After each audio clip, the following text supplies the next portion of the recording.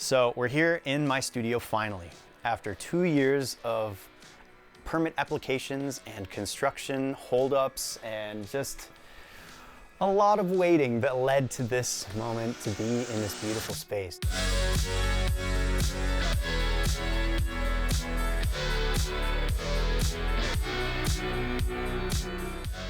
So I used to mix in this was a garage, and I used to mix here before it was all treated. While I waited for these permits, I was just out here, you know, really cold in the winter with a jacket on and like dripping sweat all over the gear in the summer because it was just an untreated garage. We had all our storage crap in here. The rafters were open. It was just rough. And people who came by, like, they remember and they like to make fun. They're like, dude, I booked you for this mix gig and then I came to your studio and that was hard. That was weird. It was a rough situation in this garage. But what that garage had was these enormously tall 14-foot ceilings and this just wonderful kind of liveness to the sound. Not in a reverberating way because I had quite a bit of treatment. But in the low end, there was this kind of extension around like 30 or 40 cycles that I really got used to how the low end should be pulsing in this space just because of how much just volumetric just space there really is because of the ceiling height. And I was really afraid that after the build of adding walls, adding rooms, treating the entire thing, that like we were gonna sort of lose that energy of the rawness of the space that I really loved.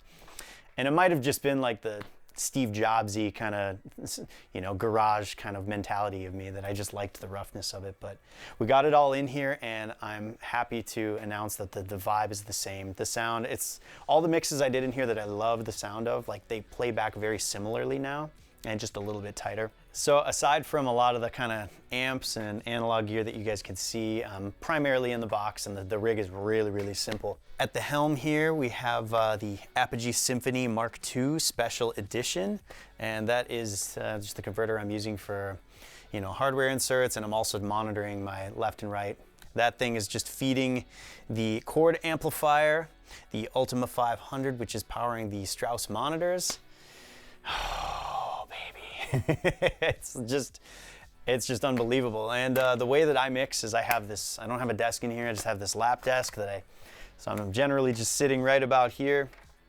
And you know, I'm getting just a really pure feed of what the audio is, just straight to my ears without a lot of shiny reflective surfaces kind of bouncing a lot of conflicting information back up into my ears. So it's just a really, really pure passive speaker listening environment with just really, really clean conversion, and it's really inspiring every day.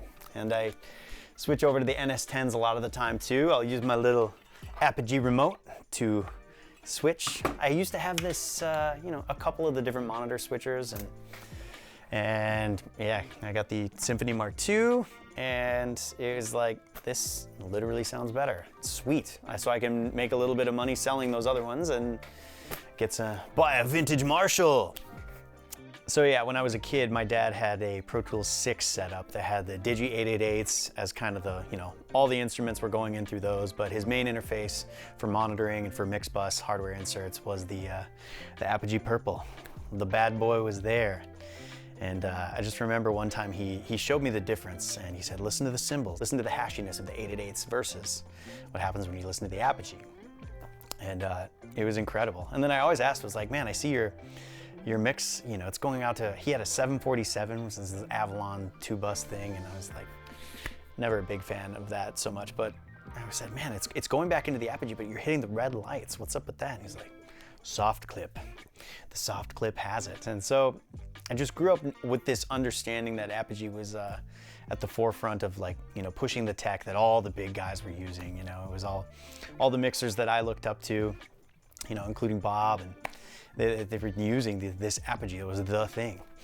And yeah, so when I had the chance to get the Symphony Mark I did it. I absolutely loved it. It was incredible. And when I had the chance to upgrade to this one, it was just like all over again, you know. It's so nice. It's just really great to have a one-stop shop thing that just does it all. When I switched to the Symphony Mark II Special Edition, for me, I noticed that it had just far lower distortion. You know, not having those kind of spiky resonances of buildup can really result in having just a more open sound, a less congested sound. It makes it so you can kind of effortlessly just carve out what you're doing in the mix, and you can do the job without really having to overthink and having to fight the sound of the chipset that you're working with.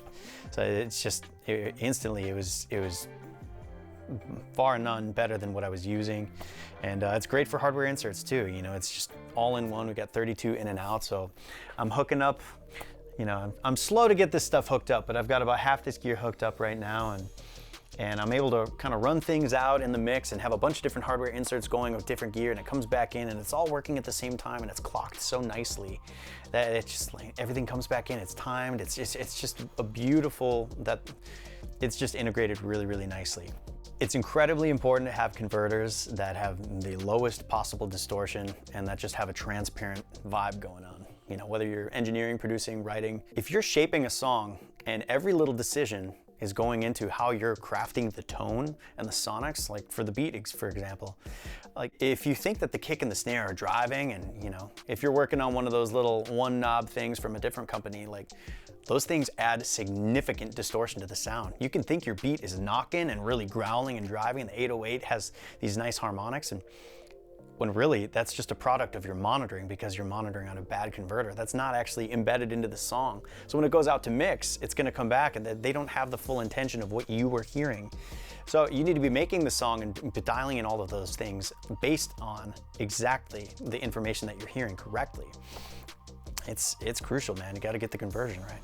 Apogee stands out to me as a company who has integrity and principles with the products that they're releasing. I've been in the business for a minute now. I kind of understand that a lot of the manufacturers, they have a bottom line that they need to meet, and oftentimes it just means that they have to have compromises at the component level and basically every single level after that with putting out a product. It all needs to meet a certain price point so they can hit a certain margin and sell a certain amount of units at that price point. And Apogee is the one company that isn't making compromises on the design, because they have ethics and they want to give back, and they truly are making the best stuff, and they're able to because of what they've been building with the partners that they've worked with for the last, 30 plus years. I mean, it's the real deal. It's the best stuff you can get at that price point. Hell yeah.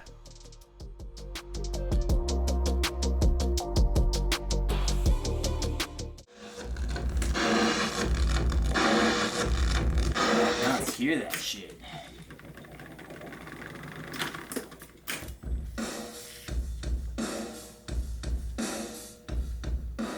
Tweaking. Jesse of the past, tweaking knobs.